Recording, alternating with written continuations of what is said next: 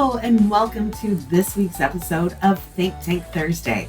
I'm Denise Killian with Trainertainment, and couldn't be more thrilled that you're joining us today.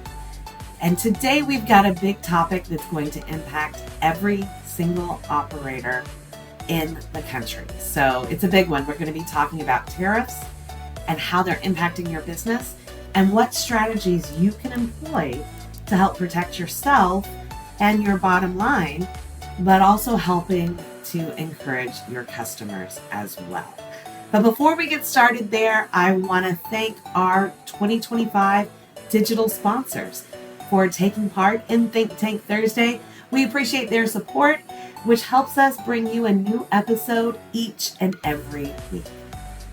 So on Thursdays, Trainertainment likes to take a moment to stop the doing and spend just a little bit of time thinking.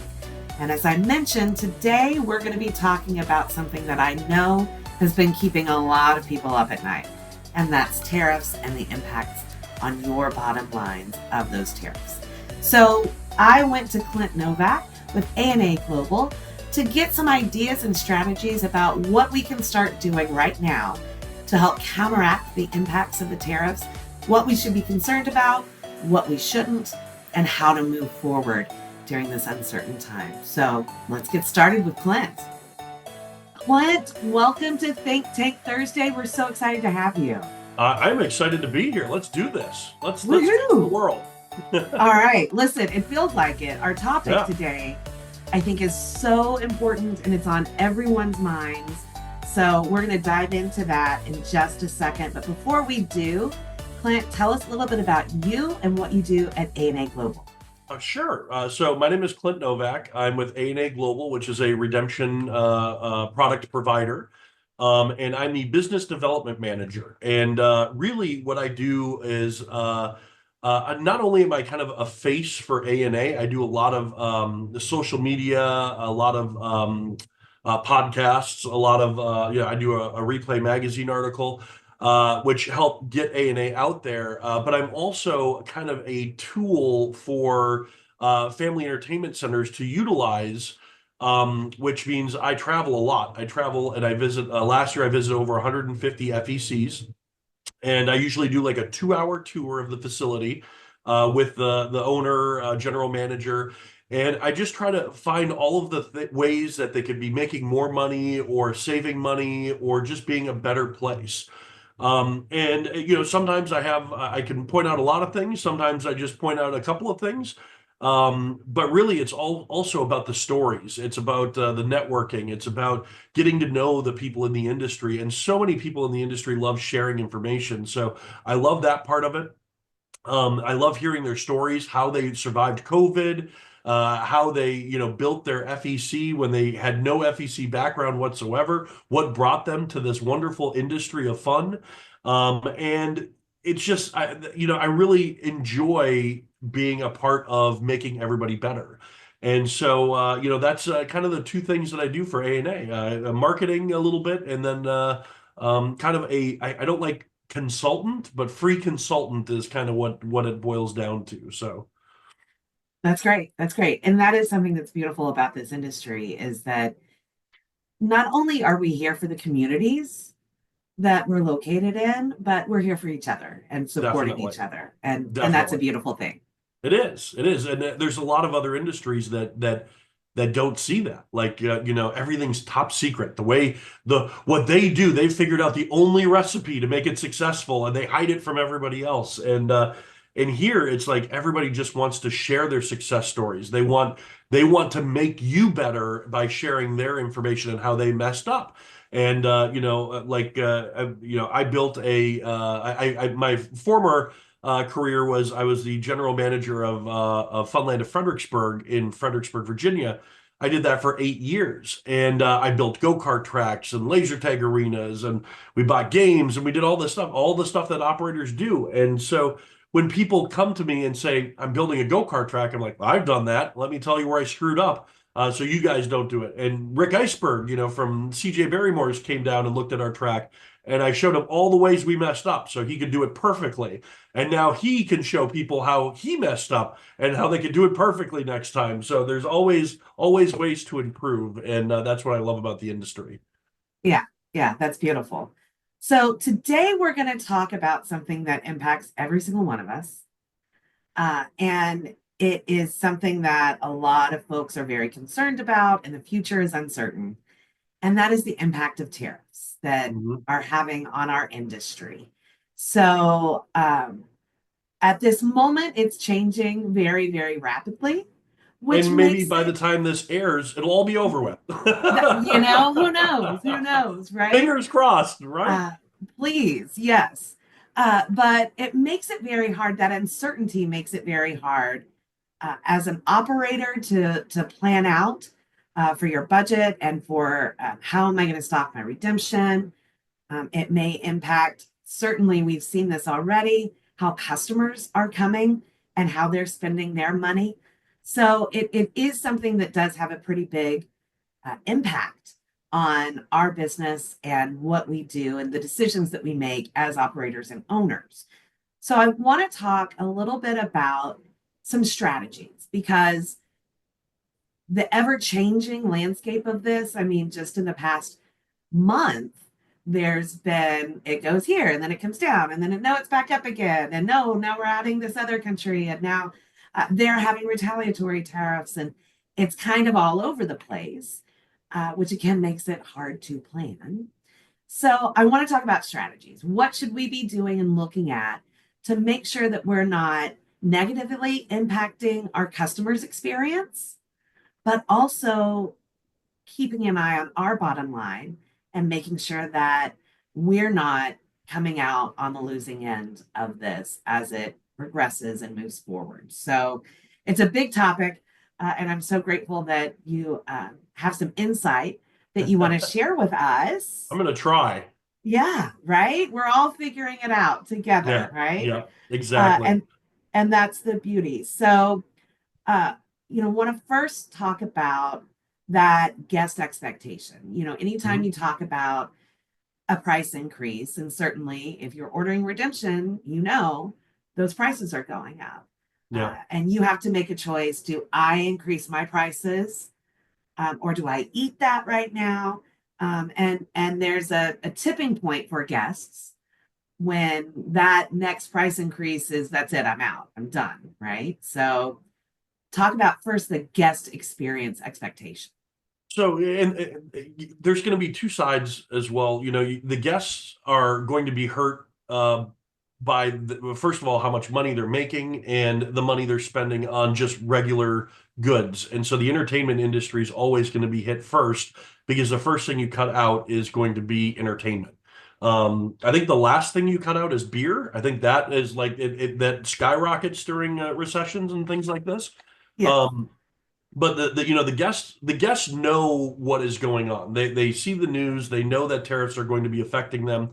But it's not just them, like you said. Okay, the guests go to the facility. The facility is going to get hurt because they're getting the goods from a vendor. The vendor's getting hurt because they get their goods from another vendor. That vendor's getting hurt because they're in another country. And when it comes to a vending company like A&A Global, we are already doing everything we can to get the lowest price possible from the vendors that we're ordering from. And so, we're already at, our lowest point we could possibly get. We're doing whatever we can to squeeze some cents out of that to make it even, cheaper so that the tariffs, when they're coming in, it's going to have less of an effect. But bottom line, it's going to be felt on all levels and everybody's going to be affected by it. But the main thing to understand is one, the guests know it's coming. The guests who come to your facility know it's coming, and they're probably going to be more inclined to go to local businesses, FECs, rather than a Disney vacation, or a big amusement park vacation. They're going to start doing local things, and we kind of saw that during COVID, where after the initial wave of COVID, 2021 was a huge year for FECs because of that you still couldn't travel, but you wanted to do that, anything you could do locally. Well, people are still able to travel now, but the problem is they don't have the funds to travel. It's more expensive to travel. And so I think we're going to see a lot of the staycations happening in the markets, and that's going to help FECs because most FECs are going to be locally owned, operated, and they're going to be a place that you would go in for the day to have some fun and then go home. Obviously, there's some FECs that are going to be more affected, beach FECs, FECs that are in touristy locations. Those guys might get hit a little more, but most of the FECs, I think we're going to be all right. And I wouldn't do anything immediately until you have to. Don't make price adjustments. Just kind of weather the storm for now. I know everything's doom and gloom on the news, but just have a positive outlook on it and just make your way through your day to day and don't make any changes until necessary. All right. Absolutely. So the staycation thing is interesting. I hadn't thought about that, but I think you're exactly right. You know what, guys, instead of going to the beach for our normal vacation or going to a big city for a vacation, we're gonna stay home. And if we do stay home, you want to have some fun and excitement for your family, and going to your local FEC is a great place to do that. So Yeah. we might see an increase in that foot traffic from those staycations and families that are staying at home instead of going away. That's a great thought. And I hadn't thought about that. So leaning into that in your messaging and your marketing Mhm. of that Yeah. local, we're a part of the community, we're in this together, we're going to get through this together kind of messaging. That's Yeah, great. and while we're talking about marketing, I mean, I think it's also important to be honest with your guests. Maybe not 100%, straightforward, but at least telling them, hey, we're feeling it too. We're being affected by it, and we're doing everything we can to give you the best value. So thank you for visiting us. Thank you for being a part of our family. Thank you for your level of support, and being honest and forthright with your guests. So Yeah, absolutely. So we know that in our current situation, which again could change before we even get done with this conversation, there could be a mhm. change in it. But with the current situation, as operators, we're looking at adjustments in almost every aspect of what we purchase to run our facilities. From Mhm. the games, if you're looking at buying new games, if you're looking at your redemption and how you're stocking your redemption, to even the cups and plates and napkins and all of those things, there's going to be a change in those prices when you're purchasing them. The question is, let's start with redemption. Okay. We know that if we're going to refill our inventory and our merchandise, that it's going to cost us more potentially. And the question is, do you adjust your prices right away? So redemption is going to be the hardest hit in the facility when it comes to tariffs because the redemption goods that you're purchasing, the novelties, are mainly created in other countries. So yes, there are some that are done in the U.S., but I would say 90% of the product that all of the redemption companies have are coming from overseas. And now there's that broad tariff that's just kind of tariffs that are covering almost every country, so everything is going up in price.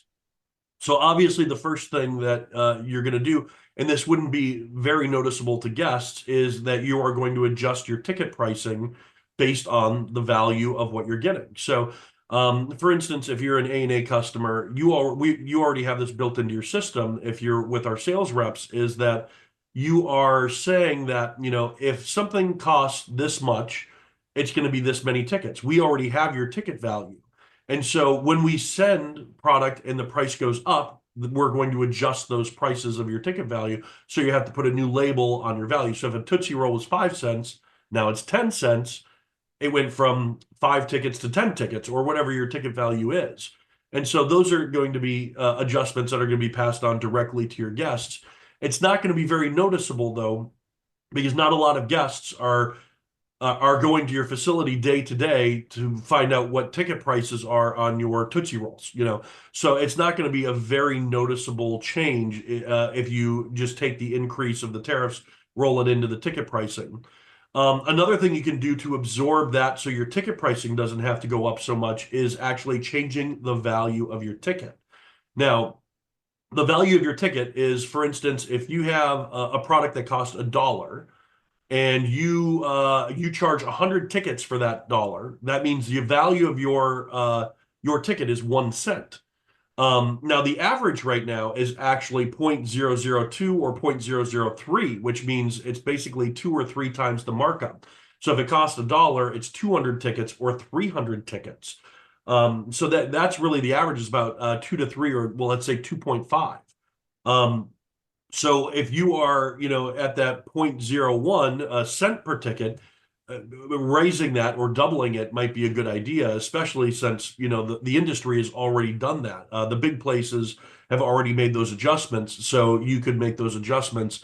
And yes, obviously, it's going to affect the guest experience in that they're not going to win as much or as big prizes, but you would be matching the industry standard at that point. And it's something that, again, is not going to be as noticeable if they just walked into your facility. So those are two changes you can make on the redemption end. Another change is you could actually raise the cost of your arcade games. So this can be done through if you have a card system, embed, intercard, Amusement Connect, you could just make those changes in your system that would then raise the prices of certain games. So if you have ticket games, maybe would have to go up in price because those are the ones that are being affected the most because they have a value of tickets and redemption and all that. Um, your video games maybe don't go up because they're not being affected by the actual cost of your redemption. Or you could just do a broad sweep of, okay, all games are going to go up 25 cents or 25% or whatever whatever math you'd want to put into that. The last thing I would do is change any of your prices at your actual guest service counter. So if you're doing wristbands, if you're doing play value or play cards, whatever it is that you're doing, um, make sure that that is where the value is seen. You want to make sure that when the guests come in, they still want to purchase those things. Again, if you have to raise the prices on those, just be honest. You can put out a statement. If I were running my FEC and this is happening, I'm putting a statement up saying, due to the recent tariffs, there's going to be a price increase on wristbands. We're doing everything we can to absorb the cost and give you the best value. We appreciate your support and service, your support and locally owned company, whatever, however you can word it, that's going to help the guests understand what is going on in that process. And I would also include some of your employees, your management staff, explain to them your thought process and what's going on, so they can be the people who are your cheerleaders on the front line when they're dealing with guest issues and upset guests. So, and there are going to be upset guests. We in Fredericksburg have two different taxes. We have the sales tax, and then we have an amusement tax. And once a week, it would have to go all the way through the management staff, and then I would have to come down and talk to the customer why we're double taxing them. And I'm like, I'm not double taxing you. The city of Fredericksburg is double taxing you. I'm just collecting it. Right, So right. it's just making the guests understand is also a big key factor in all of your decision making. So. And, I'm always a tremendous proponent of transparency. You should be transparent with your staff. You Mhm. should be transparent with your guests. You should be transparent with the other leaders in your organization, right? That Mhm. transparency is so essential because not only does it create that trust, Yep. but it brings people in and like, okay, I get it, right? Yep. And so And if they the if the they feel like they're being lied to, they're done with you. You're not going to yeah, come back to you. They're going to go to a place somewhere else that they feel more like they're being treated fairly. So you definitely don't want to disguise what's happening or put a blanket over their head. Any of that kind of stuff. So. yeah, absolutely. So you mentioned with the wristbands and the places that do have multiple attractions, you can buy an all-day fun pass that will get you into, say, the laser tag and bowling and X amount of arcade on as a part of that band. Um, Even if you don't already have that, does it make sense as we're trying to negotiate and navigate through this to create those packages as a way to help counteract the initial costs? Sure. I mean, okay, the person who runs the facility is going to know their facility the best. It doesn't mean they're doing it right. It just means that they know how everything works in their facility. And I always encourage you to test new things, try new things. When I first came to Funland, they didn't even do wristbands. When I left Funland, we were doing 100,000 wristbands a year. So it was a huge switch, but we had 18 rides and attractions. So if you only have 4 rides and attractions, does it make sense to do a wristband or bundling or any of that kind of stuff? So yes, there's a formula, and you do have to find it. What I would encourage you to do is then reach out to groups like the FEC Operator Group on Facebook. Ask the question, this is what we're doing now. What are other operators like us doing? And is it successful or not successful? Have you tried this? Have you not tried this? Why do you do it? And make sure listen to everybody, take everybody's advice, but then also you have to filter through that and make sure that what you're getting is the advice that is really best for you. And if you need, that's where, I come in. I can obviously help with those. I can team you up with other operators. I know 150 of them in the U.S., so I can put you in touch with other people who are doing what you're doing, who used to do what you do and now do it differently and better, all of those things. And so there's always an operator who's doing it, and it's either good or bad for them. But there's always somebody doing something. So I don't know if any of that makes sense, but there's a lot of things that okay, bundling is one thing. Another thing that we didn't talk about is surge pricing too. With your arcade, obviously Monday through Friday, or Monday through Thursday, you're probably not getting a lot of traffic in your arcade. Your arcade can be pretty flat. Your system should allow you to do pricing based on the hour, based on the day, based on the day of the week, all of those things. And so maybe on Friday nights, your video pricing goes up a little bit. Maybe on Saturdays between 11 and 4, your price goes up a little bit. That demand is there. So all you're doing is capitalizing it. And I know a lot of people, they don't like the idea of surge pricing, but this is something that's been happening, not just in our industry, but in all industries for a long time. I mean, Disney now does it with their ticketing pricing. Airlines do it when you're purchasing airline tickets. When you go to a bar, happy hour, that's surge pricing. They don't have people who are drinking at a bar at 4, so they want you to come drink at their bar at 4, so they give you cheaper drinks. That's what it's about. When you go on a Saturday at 4 o'clock to a bar, it's not going to be I shouldn't say 4, like 9 o'clock at night on a Saturday. You're going to be paying the most expensive price possible for a drink. So, utilize that surge pricing on at least your video games. Your attractions, it's going to be a little more difficult because people know if you're $10 to play mini golf, you're $10 to play mini golf. If they come in on a Saturday at noon and it's $12, that might be a little bit of a sticker shock to them. I'm not saying you shouldn't do it. I'm just saying, I would start with the video games. Yeah. And there's so many opportunities to really, this is almost a great reason to think outside the box. Yeah. A great reason to reevaluate, how are we doing things? How are we pricing? When are our peaks and valleys, and what do we need to do to make that not quite so dramatic, right? Can we Mhm. bring up those valleys? How are we charging for things? And is there a different way that makes sense? And a good barometer of that is your online guest interactions. So if you go to Google and you pull up your reviews, what are the people saying in those reviews? Are they saying, I went to your location and I wanted to do everything and I had to pay everything individually? Well, maybe if you got a lot of those, then bundling is something you should do, because that's what the guests want.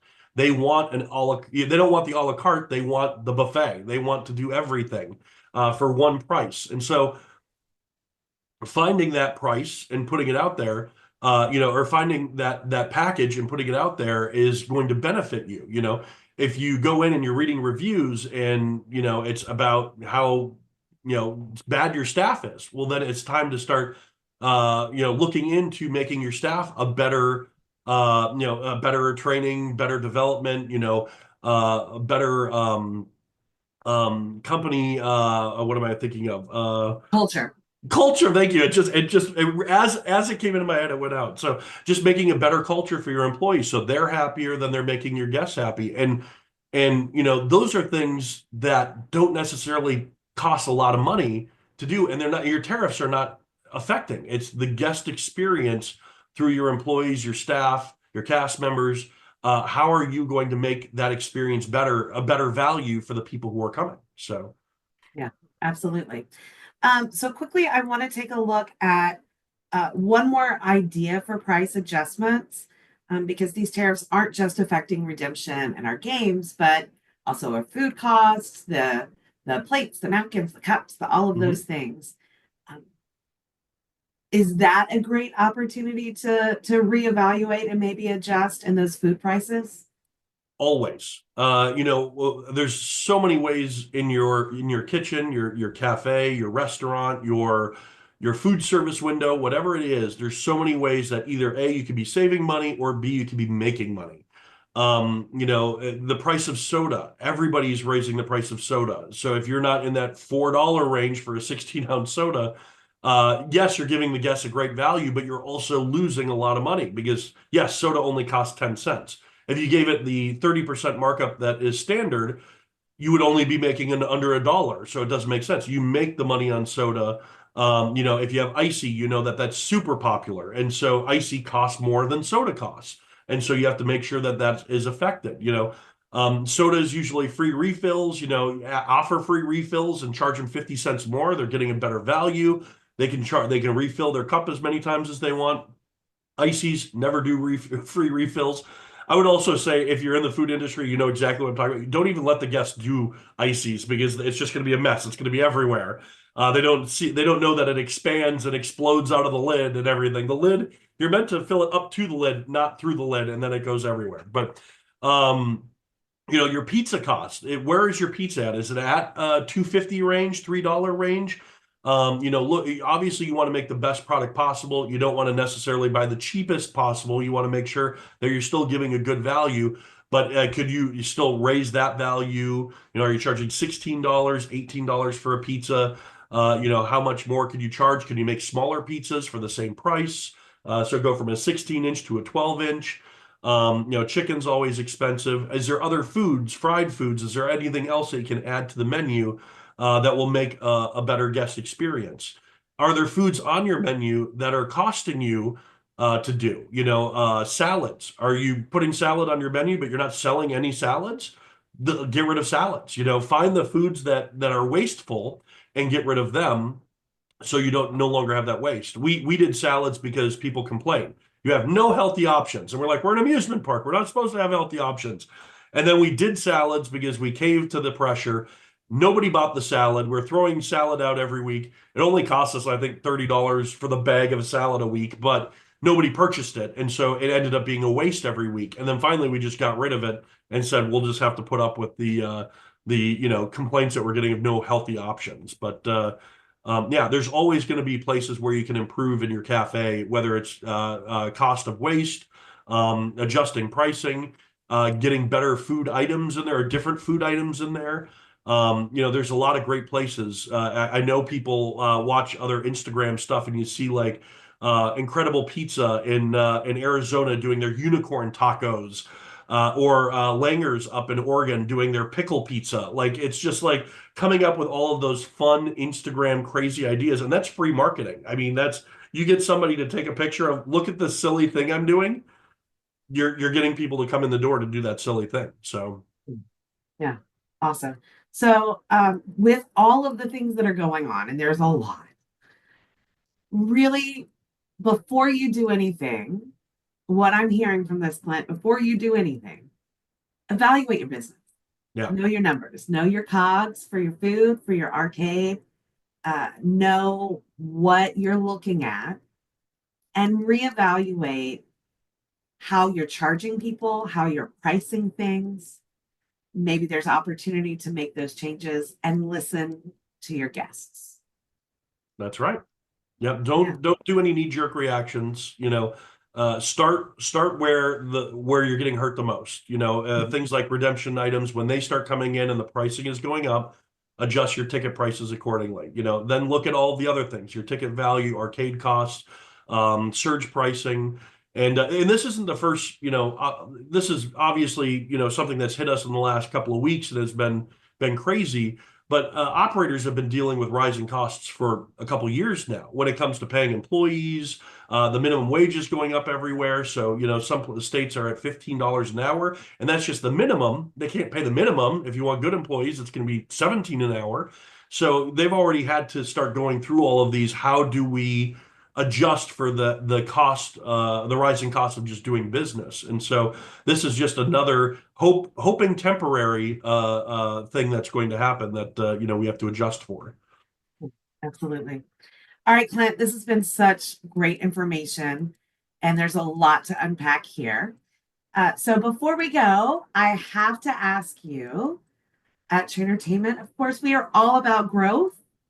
So, Clint, what do you do to grow yourself? Eat vegetables. Or you mean like personally and not like how do I physically grow? You Okay. know, Well, vegetables is actually a good segue. Right now, my journey is kind of a personal one. I'm trying to be more healthy, way less is really what I'm concentrating on. And so I'm always on the road. I'm always traveling, and it's great because I get to eat at all these places I never get to eat at. Del Taco, one of my favorites. Whataburger, In-N-Out Burger, Shalotsky's. You're traveling, you get to eat these places. I don't have them in Virginia. They're also a terrible idea to eat for all of your meals. And so an adjustment I've been trying to make recently is a weight loss journey, and that includes making better choices when I'm eating. It also includes exercising, doing a certain amount of steps a day, getting in the gym and doing some workouts. And then finally, it's just that the weight loss is, counting the calories and everything that's going into it. So right now I'm down 15 pounds from when I started. Um, and I'm down 309 as of this morning, and so that's the journey that I'm on right now. That's my personal growth is doing that, and that in turn is going to make me a better person to be able to travel and do all of these things that I love doing. So well, congratulations on that. That's thank you. fabulous. Well done, Thank you. sir. Well done. Clint, how can people get in touch with you? Well, they can reach me at cnovack@aaglobal.com. All my information is on the website as well. So if you go to anaglobal.com, you can get the Clint's Corner information, my blog posts, my phone numbers on there, so you can reach me through that email. You can find me on Facebook, LinkedIn, Instagram. Any way you see Clint, just type in Clint Novack on Google, and it will reach me somehow. So. Awesome. Awesome. Well, Clint, thank you so much for your insight and your ideas. These are some really good strategies that people can get started with right now. Awesome. And if And anybody needs any extra help, that's what I'm here for. So just give me a call, give me an email. I'm here to help. So perfect. Well, thank you, Clint. We appreciate you being here for Think Tank Thursday, and can't wait to have you on again. all right, I look forward to it. Whew, that's a lot. A lot of really good information, a lot of good strategies. But as Clint and I discussed, it's really about taking this opportunity to truly re-examine your business. Make sure that you know what your costs are. Make sure that you know where the money is going, what you're getting returns from, and what your pricing structure is. And take a chance to try something different and how you're presenting and packaging the products that you have, the amusements that you have, the experiences for the guest. And there's always an opportunity to maybe try something new as we go through this time of uncertainty. So thanks, Clint. Appreciate your time and appreciate your insight. I also want to say thank you again to our sponsors for 2025. Without them, we couldn't bring you Think Tank Thursday each and every week, so we certainly appreciate what they do. If you have an idea for Think Tank Thursday, or if you'd like to be a guest, I sure want to hear from you. So just shout out at Denise at trainertainment.net. I'd love to hear your thoughts. Thanks for tuning in to today's episode of Think Tank Thursday. Remember that the journey to success is all about growth, and here at Trainertainment, we're here to help you and your company thrive. You can visit trainertainment.net to learn how we can support your growth journey for yourself, for your team, and for your business by setting up a free growth call with one of our coaches. Until next time, keep learning, keep growing, and keep striving for the extraordinary.